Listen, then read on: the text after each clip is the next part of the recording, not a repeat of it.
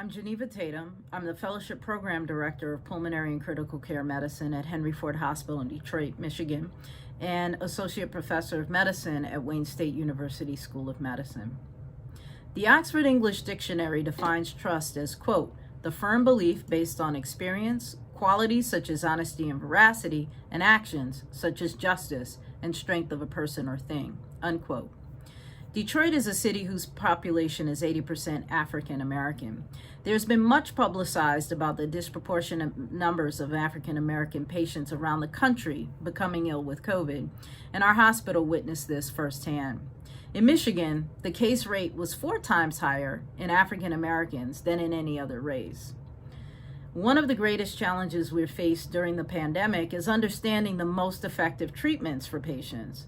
We have many investigational trials at Henry Ford Hospital, and I'll tell you a story about a discussion I had with a patient's family member regarding a clinical trial.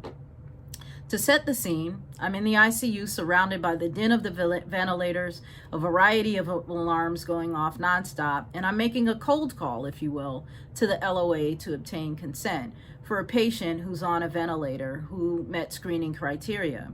This patient was African American, and you'll see why this is relevant.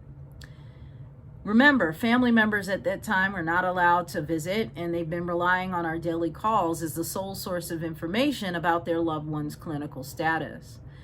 After I identify myself and where I'm calling from, obviously their first response is, oh my goodness, are they okay? And I let them know that they're okay and their clinical status hadn't changed. And actually, I'm calling separate from the medical team. They breathe a sigh of relief and ask me to continue. So I proceed to explain that I'm conducting a research study for which the patient's a good candidate and wanted to know if they'd be interested in hearing more. And after explaining what convalescent plasma is, the rationale for using it in patients like their loved one with active COVID, and the reason that they're being considered for the study, the siblings' response was, "You're not going to make them a guinea pig, are you?" And I paused for a second in order to think about the context and understand what they were really asking. Now, we're all pretty familiar with guinea pigs being used for biological experimentation and research. And the word experiment has a strong connotation in the African American community of performing research without regard for the subject's safety or well-being. Many African Americans have firm beliefs that medical systems and institutions cannot be trusted. One only has to recall the infamous Tuskegee syphilis study for that to be understood. Despite known cures, subjects in that study never received treatment.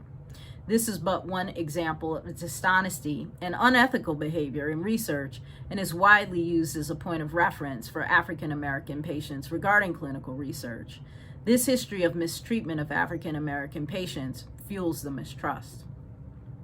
So I responded to the sibling by letting them know that this study was evaluated by a group of researchers to make sure that it's conducted ethically, and that the treatment had been used thus far on thousands of patients very safely. I also said that it has the potential to help us understand if this treatment is beneficial to other patients. And their response actually surprised me. They said, "Thank you for considering them to even get this treatment. And if you think it would help and they'll still get regular care, then I give you permission to do it." And so we proceeded to go through the formal consent process. So there are a number of lessons from this brief interaction. One, how the scientific objectivity in conducting studies isn't conducive to the establishment of trust.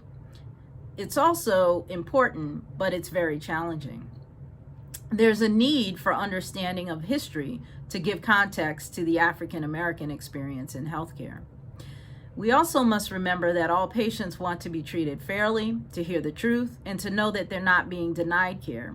And they also want to know that where opportunities for better care arise, that they have also a fair chance of receiving that as well. Trust goes beyond individual doctor-patient relationships, but extends to the institutions in which we practice as well. On the individual doctor-patient level, trust is manifest by the kindness and compassion we demonstrate to every one of our patients. But on an institutional level, it manifests as just and equitable care. Thank you.